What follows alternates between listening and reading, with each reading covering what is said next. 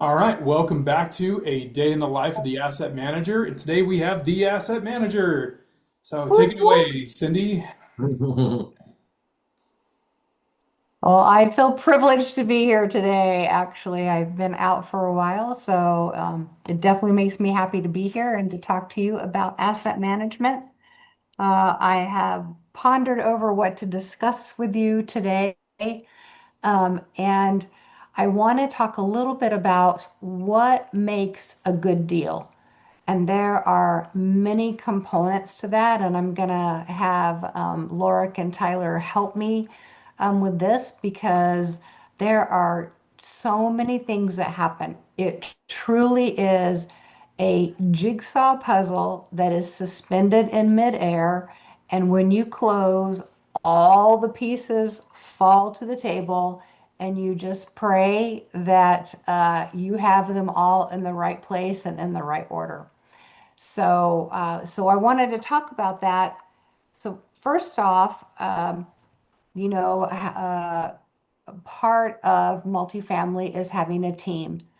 And I think it's really important to spend time with who you are going to do a deal with. Um, you want to make sure that you know who those people are and what are their values. That is the most important, is to make sure that your values are aligned, um, because what's important to you may not be important to someone else. And when you are talking about millions of dollars of other people's money, you just want to make sure that you're aligned. So I know people that have met each other like at a webinar and created a partnership and it worked out. But I know so many partnerships that have not worked out. And unfortunately, um, I don't want to say it's like a marriage, but it really is. When you are dating, you put forth your best foot and do all these great things. And then when you get married, well, you leave the socks in the middle of the room. And so sometimes we have that with partnerships that we, think we really know who they are. We think we're aligned with them. And then when we actually are in the middle of a deal, um, sometimes it's very obvious within, a really short amount of time. Sometimes it takes a while. But I just want to tell you to be very, very careful with your partners. Have lots of meetings. I would even recommend that you do. I follow the book Traction. I think I've mentioned that before.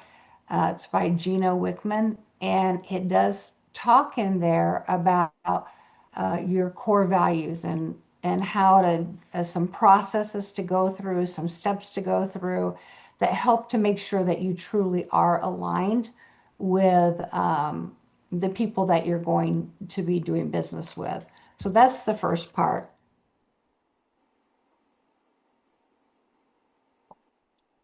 The second is finding the deal. And right now, that is a very difficult thing to do. I will tell you, we really thought that 2025, because there were so many loans coming due that were bridge loans that were coming due in 2025, that we would just have a flood of properties that needed to be sold because the deadline was coming up. Their bridge loan, it was over. They were going to have to transition, or the cap kept going up. Some people got bridge loans with no cap, so the loan it kept going up. And so we really felt like the market was going to be flooded with all these assets. And what has happened is, because there are so many, the bank is not foreclosing on them. The bank is really trying to work out how to keep these businesses alive. And so they are really working with them on getting the debt service and trying to do some things to help. So we didn't have them sold. We didn't have things being sold as we thought that they would. Um, and sellers are still wanting too much money. The property is not worth what they think it's worth. And it's really important that when you're working with your underwriter, that you make sure that the numbers work, that you don't work the numbers. So what does that mean? That means that when they do the underwriting and it's all said and done, the property will work. Well, you don't want them to say, well, if we do this, if we do that, and if we're able to get this, then we'll, the first year will be rough, but then we'll be able to, make good money. It doesn't work that way, because I guarantee you, every property I've ever been on, we have unforeseen problems once we get in there. And so we always, when we're raising, we always raise contingency money because we know something's going to come up. And so if you've already, done all this manipulating of the numbers, and then you have reality hit, and now you do have problems and you do have to spend that money, you're going to be using your contingency money. And it can hurt you in the long run and take you over a year to recover because you're trying to build those profits. It's a monthly thing. It's not an annual thing. I'm sure Tyler can attest to that, that he could take any underwriting and make it look beautiful. Would you agree, Tyler? I 100% have said that multiple times on here that I can make any turd look fantastic by messing up two things: cap rate and rents. Yep. And I'd like to attest that Tyler can take any underwriting and find something wrong with it and pick it apart and find like, no, no, no, no, no, no, no. Just saying. I don't know if that's good or bad, but I'll take it. Namaste, Tyler. I bow to the light within you. But you want that. I mean, as hard as it is to hear, you want that because you want to make sure that that underwriting is as tight as it can be, that we really have a handle on, what is the money that's going to be coming in, what are the expenses that are going to be paid. I was talking with an associate a couple of weeks ago, and she was looking at a property, and she's I say associate because she's not a partner, because when we were talking, this property didn't really pencil out that well. And she said, well, but if we put in covered parking, then we can charge this amount. And then if we do this, and it was all these different things that they can add. Well, first off, let me tell you, covered parking is not a moneymaker. Don't let anyone tell you it is, because it takes, I think we calculated 10 years to get an ROI because of the expense up front. And so you have to, it takes a while before you're actually making money. Even though you're charging, you've got to pay for that covering. So it's very interesting how you can. Hang on one second. I'm sorry, my phone is blowing up. Okay. So you want to make sure what we do when we do underwriting is a lot of the other income we don't even count. Pet rent, we don't count because who knows? Are they going to have pets? They may have them when you buy it, and then they may all get rid of their pets, So pet rent is something that we don't really count as other income. That's just something that if the property works, that's like icing on the cake. Laundry income, we don't know if that's, it fluctuates. So some of those other incomes, we don't even pick those up. If it will work based on rental income, not other income, but if it works on rental income, then we're in a good spot because then we know we can add those things in after we've purchased the property.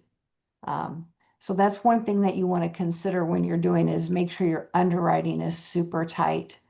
And then Let's say, you start your capital raising and you're able to close, and now you have this partnership with, not only do you have general partners, which are usually between 5 and 7, sometimes a little bit more, occasionally a little bit less, but 5 to 7 is about the average of general partners.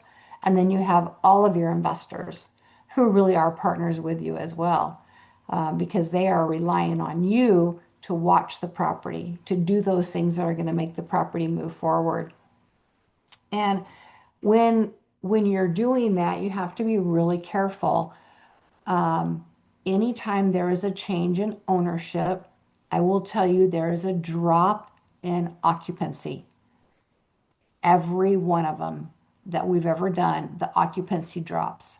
Why? Why does the occupancy drop? The best answer that I can give you is that people don't like change.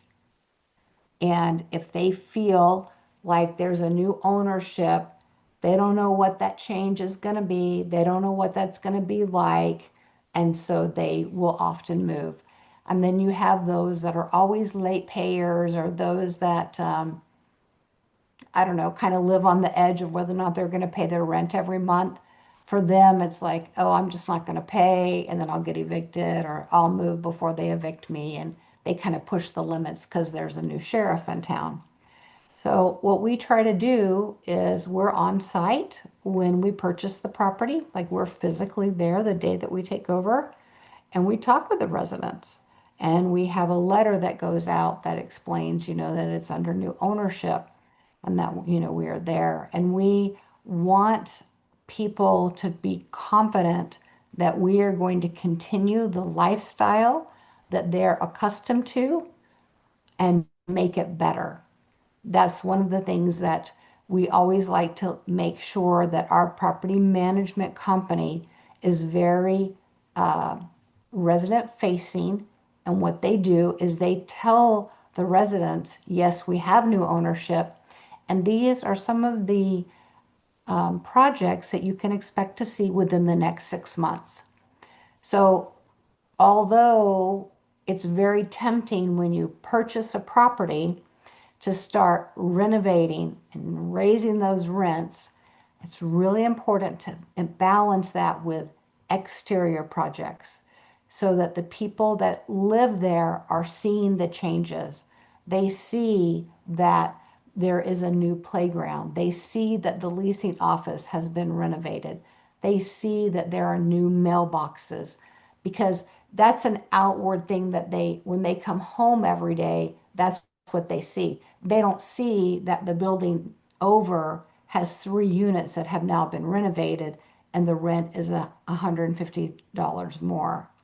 What they see is where they live. And so you want to make sure that you really balance that out, because that's their perception. So if nothing changes, let's say that we really focus on renovating units and we don't change anything on the exterior, when they come home every day, it's the same and they don't see any improvements. So there's several things that we do is we always have community events.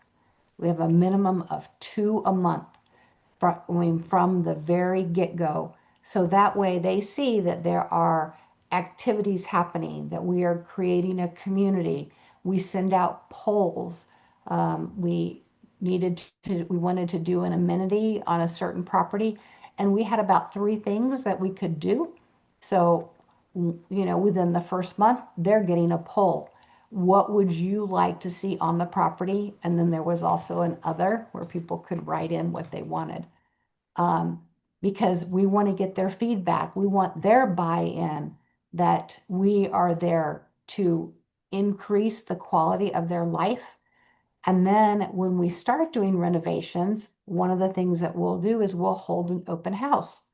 So I don't know if you guys have ever bought a new home or moved into a new neighborhood, but when there are houses being built around you, you can't help but go over and look at them. You just do. I mean, the construction workers are gone for the day, the drywall's up, and you're like, oh, I'm gonna go see where they're at. At least I have done that. And so I'll go walk those houses that they're building because I want to see, what do the other houses look like? Well, same thing with the apartment. So when we renovate an apartment, we'll hold an open house and you're welcome to come. You live here. Please come see and see what this upgraded unit looks like or what this renovated unit looks like. And we often have people that will transfer. They live there already, but they want that new flooring. They want the new paint. They want to have an upgrade of their home. So then they're able to do a transfer and move into that new unit. So I think it's important to always be engaging with the resident. So it's important to have activities. We do an activity that is if you pay on time. There's some sort of activity that we do. It's usually a pizza and pay. So that's one night they don't have to worry about cooking dinner. We supply the pizza and they've paid on time. And if you think about it, maybe we spend, 50 to $100 for this pizza and pay.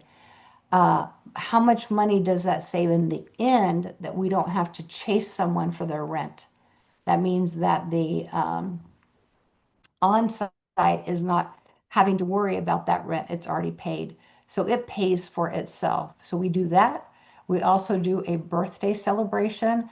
We'll do it like on the third Thursday of every month. Anyone that has a birthday within that month, we know even in their household, not just the leasee, not the leasee and the resident, but anyone in the household, because we have the leases. So we have their birth dates.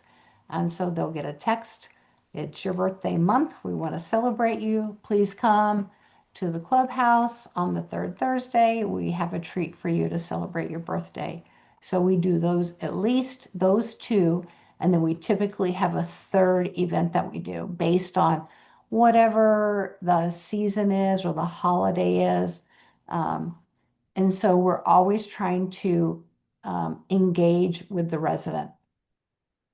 We work really close with our property manager because they're our boots on the grounds. They're the ones that tell us, this is what's happening. These are what people are happier about. This is what people are not happy about. Now, when we go to interview a property management company, how many do you think we interview? Any guess? Minimum of three.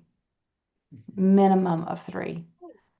Even if we have someone in mind, like I have bought a property in the same town that I already had in a complex. So I already knew who I wanted to run it because it's the same property management I'm currently using.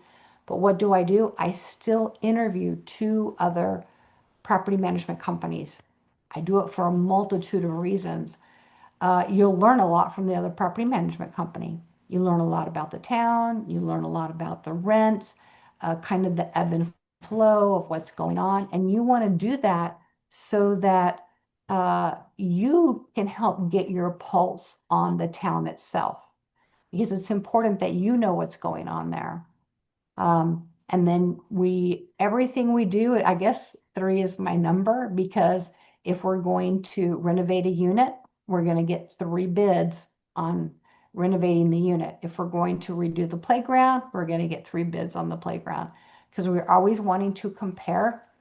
So it's important that we're making sure that we are good stewards of our investors' money, and we want to make sure that they're going to make money. And that's what we look at every day is what can we do to increase the income and decrease the expenses without being a slumlord where we're cutting, where we're not doing let's say we're not getting the landscaping done as much. We have a property in Mississippi. I don't know if you guys know, but it rains there all the time in the summer. And so it was proposed that we change our landscaping to once a month. And I was like, absolutely not. That place would look like no one lived there. The grass would be this high. And so you have to look at these things. There are some expenses that you cannot cut. In the wintertime, we do cut it back, but in the summertime, every week that grass is cut because we want to, that's the first impression, that's the curbside when they drive by. We have one property that we do advertise on apartments.com, Zillow, Hotpad, all the different platforms that you can advertise on. But our number one driver to that property are drive-bys. People driving by, they see it, they stop in. It's the number one. Now, not all my properties are that way, but this particular one, it is drive-bys. Um, so we want to make sure that when they come in, that they get a pleasant experience from the on-site. They're greeted, they get to take a tour. One of the things that we have, just checking my time here, one of the things that we have added to make sure that we are really giving our very best returns to our investors is we have implemented AI. I know you guys hear about AI all the time. And what we do is we use that when they call into, when they're on like apartments.com and there's a number to call the office, when they call that number, they're actually calling AI. And the AI can answer all the questions, can tell them how much the rents are, can even book a tour so that the first time that they're actually seeing a human is when they go to the property to take a tour. And there's lots of people, they don't even know that. They don't even realize that they're talking to an AI. But it's important to have a good AI system so that they do feel like they're getting taken care of and that they're getting the answers to their questions. So it's really all these puzzle pieces go together, and all of it is what you need to create a successful property.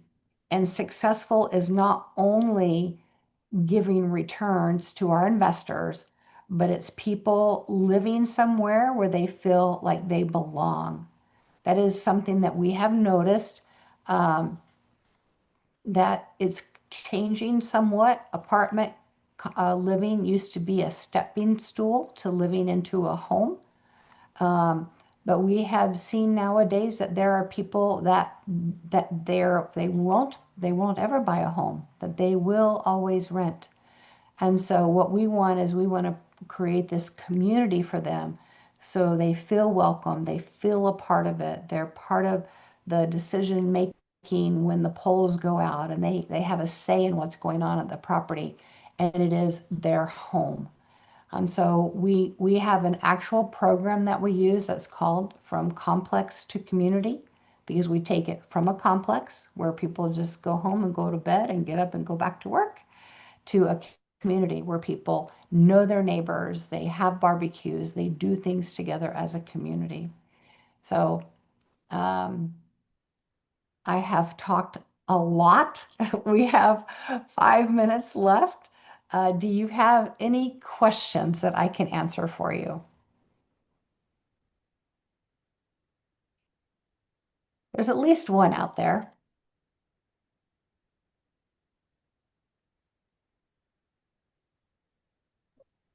So, do you have a hard and fast type of return that you look for, like a minimum percentage on an ARR, IRR?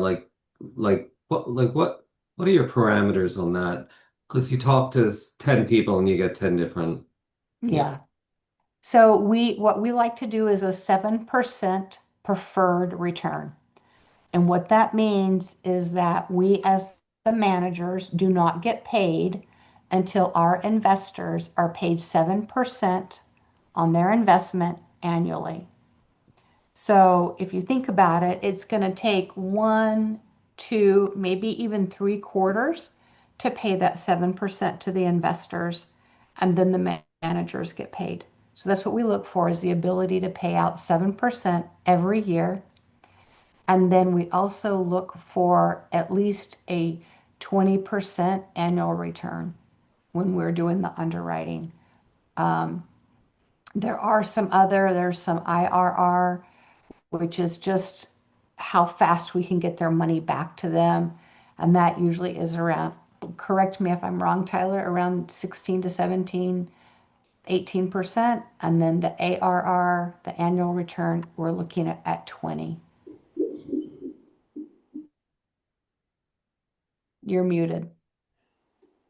Oh, I was just gonna say yes, but you already answered all that. And then Dozer's dreaming real hard in the background, so he was Oh, making. okay. So Well, if hopefully that, I mean, does that answer your question? I mean, So 20%, I mean, there's so many deals will not support that, right? I that's mean, correct. Don't do the deal. don't do the deal. Don't do the Don't do deal. the deal for 18. It You would want 20, you don't do the deal if it's 18? We would look at it at 18. At this point in the market, anytime you can get above like 17%, you're doing good. Mhm. Um, but for us personally at High Caliber, it's 20. That's our benchmark is 20. So we won't do a deal if it won't hit 20. Wow. Well, and part of that's a loaded question too, right? So like if somebody comes to us and they say, "Hey, we have an 18% ARR," and I check the underwriting, I'm like, "Hey, it's a solid 18%." Then we have stuff to work with. We can kind of look at it and see where we go from there. If you have an 18% ARR and you threw everything in the kitchen sink into the other income category, then we have to hit those other income benchmarks or we will not hit an 18%. And then we set ourselves and our investors up for failure. So Right. it's very, very circumstantial, right? And when we talk about specific numbers in underwriting, we love to see 20% ARR plus with no other income, right? Like that's the goal. We'd love to do that. We'd love to do any of those deals, and we'd love for the broker to say, "Yes, I accept your deal at this price," because we've obviously gone under what they're asking because no one's offering that in the market right now. So it's this balancing act of having conservative underwriting, going in and trying to set expectations with our GP team and our investors that are realistic, that we can hit those benchmarks, and working with the broker of what's a realistic price that these people are going to settle on to be able to sell. Because right now, and I can't blame anybody, right? Like if I put my house up for sale, I want full price plus some for my house. That would be the most ideal thing to do. But at one point, you have to look in the mirror and go, okay, what is the realistic price that I'm going to accept on this property? And that's what we need to do with our brokers. And that's why the broker relationship is important because we need to be able to talk to the broker and be like, hey, dude, you're asking 21. We're coming in at like 15.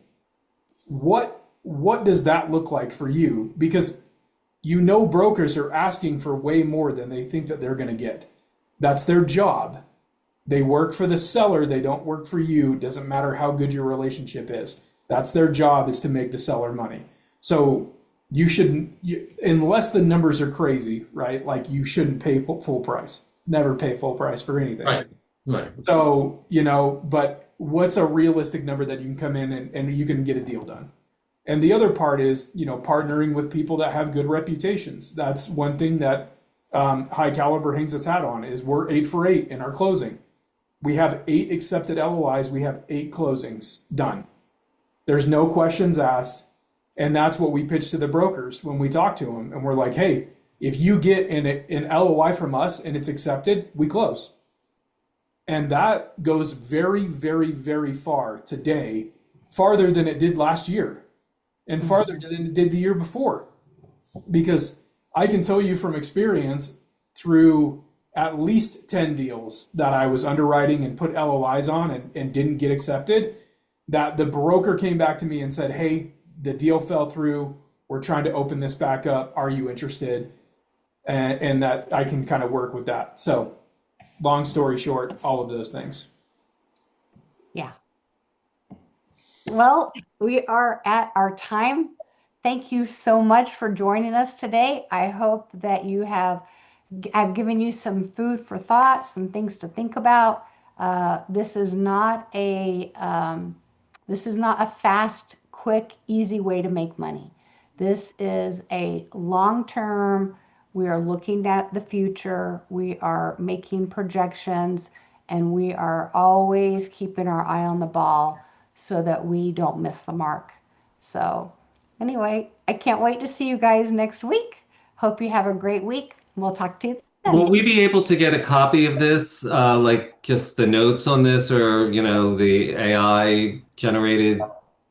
Because there's Yeah. some great information here. Yes. So every single one of our episodes goes up on YouTube, Okay. and it also goes on our website. And Okay. it's the full recording with transcription and all that stuff, with the breakdown and the summary and all that. So if you are looking for this, you can go to our website. It's underneath the podcast and all that stuff. Or you can go to YouTube. It's The Asset Manager on YouTube.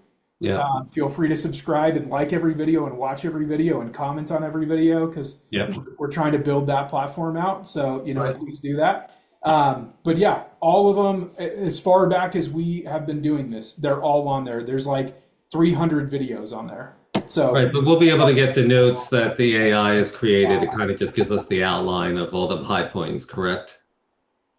I don't have AI generated notes on this guy. We just do the recording and then post it. Okay. Okay. Okay. Awesome. Thank you. Yep. All right. Thank Have a you great all. week. Yep. Thank you guys.